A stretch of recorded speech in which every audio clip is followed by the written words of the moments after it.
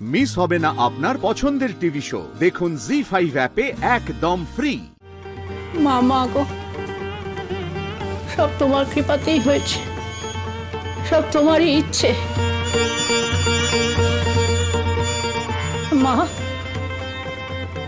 মেয়েটার উপর আশীর্বাদ করো মা, যাতে আমার দাদু ভাই অষ্টমীকে বউ বলে মেনে নেয়। এমনটা কিছুতেই হবে না মা। কি বলতে চাইছিসটা কি তুই? বৌরানীর সাথে কথা আমি বলি মা, আমি। তাই কোনটা বৌরানীর লীলা আর কোনটা নয় সেটা আমার চেয়ে ভালো কেউ জানে না। আমি তোমাকে বলছি, আয়ুষ্মান ওকে ও স্ত্রী বলে মেনে নিলেও কিছু যাবে আসবে না। কেন?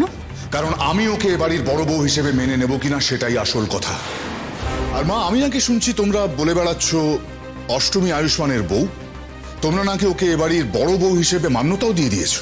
হ্যাঁ, এটাই সত্যি, তাই বলেছি, পেশ করেছি। ইরা, ভুলে যেও না তুমি কার সাথে কথা বলছো। আর মা, তোমাদেরকেও বলছি, এত কিছু করার মাঝে তোমরা একটা ছোট্ট ভুল করে ফেলেছো। তোমরা ভুলে গেছো যে এই গ্রামের ঠাকুর আমি।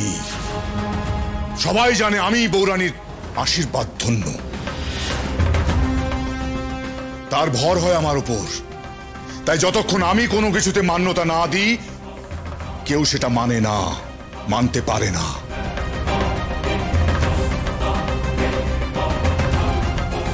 তার কোনো অস্তিত্বই তৈরি হয় না মা। তুই কি আমাকে ভয় দেখাতে এসেছিস? নিজেকে ঠাকুর বলতে বলতে সত্যি নিজেকে ঠাকুর বলে ভেবে নিয়েছিস নাকি? শোন বড় খোকা, তুই আমার সন্তান, আমার রক্ত। তুই কি পারিস না পারিস আমি খুব ভালো করে জানি। মা, তুমি আমার গুরুজন, তাই আমি তোমায় কিছু বলতে পারি না। কিন্তু আপনার রাগ তো আমার ওপর। আমাকে যা বলার বলুন।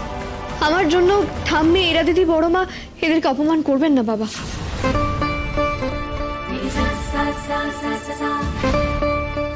কি বললে? কি বললে তুমি?